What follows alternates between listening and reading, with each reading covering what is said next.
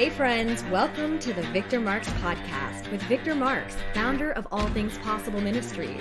Welcome to the show where we bring you real conversations faced with life's hard truths, stories of redemption, and the latest from the front lines.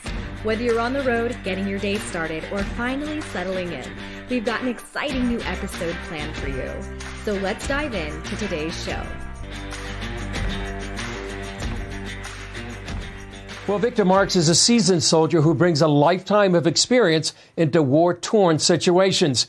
He spoke with us about his ministry to traumatized children and the detailed planning that went into Hamas's massacre of innocent Israelis on October 7th. Take a look. So Victor Marks with All Things Possible. Tell us why you're here in Israel right now.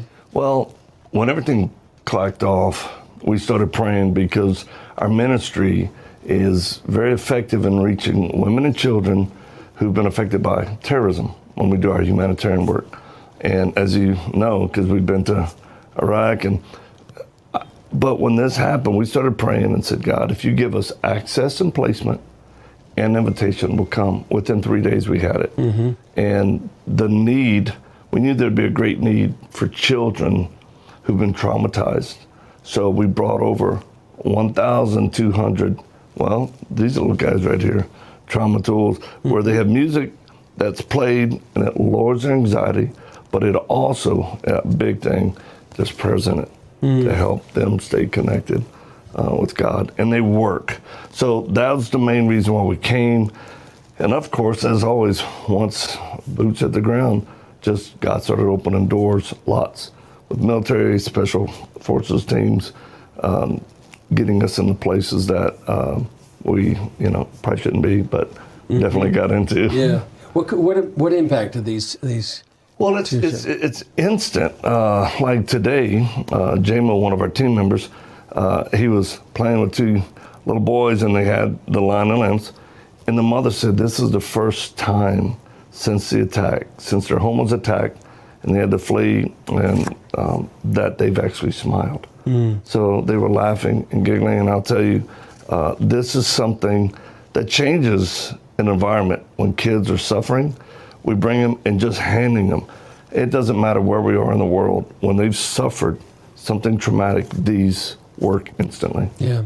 You've been here for several days. Yeah. Tell us your perspective, seeing things. You've met guys, you've met children that are in trauma, you've met special forces. What's your perspective? It's far worse than anybody can imagine just watching the news. And because a lot of the emphasis, believe it or not, is going to the Gaza side because more of suffering and death toll. But the reality of what happened, it's the worst massacre on a large scale than anything I've ever seen. And the difference, and people need to understand, these were innocent people that were attacked.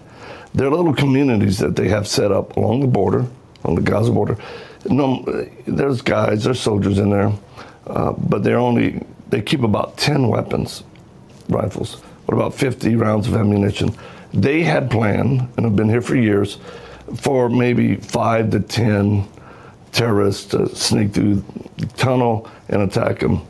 What happened, no one expected, because there were over 2,500 Hamas attackers in vehicles, discus, RPGs.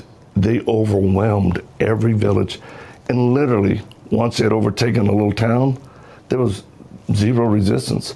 So they took their time going into every home. And Chris, I saw the hit list. This was a detailed, long-term planning on who lived where, how many children, who the father worked for, if he was in the IDF, what aspect. This was a horrific terrorist attack that I hope Americans realize it can happen on our soil, and they better be prepared. Yeah. What's your message to the United States? Well, what happened here, the number one thing is they underestimated the enemy, and they live right there. We were at the border, we've seen it, but there's a complacency and an apathy can happen, or just a lack of planning. They underestimated the enemy. In America, think about it. We've had over 2 million people come through our borders, unchecked, can't track them. We know they're military-aged men. I've been there. I've been in the Darien Gap where they come through, Mexico, Guatemala, Panama, all the way down to Colombia. I saw it.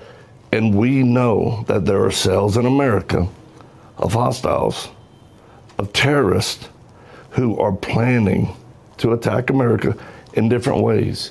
And the best thing Americans can do is not think that somebody in the White House is going to save them, or even 911.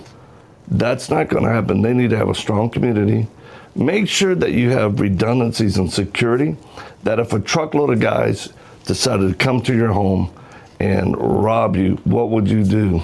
So that's why you see so many Americans fighting for their Second Amendment rights. And that's why you see people on the left trying to take them away. There's an intentionality to weaken Americans. And I'll tell you, even young men, this may sound weird to some, but there's a lack of testosterone in young men that keep them from being decisive or aggressive. Believe me, controlled aggression is what you need when you're fighting what we call the manifestation of evil. What does this event signify in history? The worst since the atrocity since the Holocaust. Are we in a new era right now? We are. This is not your typical tit for tat. Hamas throws some rockets over, Israel makes them pay. This was a full-scale attack. They breached them and they killed. It's documented. Well over 1,200 still being hostages, but the savagery of what they did, and you can see terrorist countries, Iran, Hezbollah, they're starting to close in, and they think they're going to be able to overcome Israel. They won't. They won't be able to. Things may get messy, but God will protect them, Israel. But I'll tell you, this should bolster people's faith. It should make people want to pray for Israel, just like the Bible says, pray for peace. And then support people here. Because the one thing that's kind of shocked us is we've gone into the main training camps. We've gave some assistance on some things. We've gone to forward observation. But one of the things that there's equipment need here. Not everybody has the best equipment, and that's needed. And we were able to provide some essential gear for frontline guys doing the deal because of what we do. Sure. Any final thoughts, Victor? I would just say, pray. If the Jews, wherever they're in the world, are feeling persecution, and Christians in America, you're going to start feeling this persecution as well. Yeah. Victor Marks, All Things Possible. Great to be with you. You too, brother. Thanks for joining us for today's episode. We'd love to stay connected with you and invite you to the conversation beyond this podcast. You can check out more of the work we're doing around the world at victormarks.com, Facebook, Instagram, and Twitter, all linked in the show notes. Be sure to drop us a comment in the review section if today's show has impacted you in any way, or if there's anything you'd like to hear more of. We're always encouraged to hear from you. Thanks for spending your time with us. Until next time.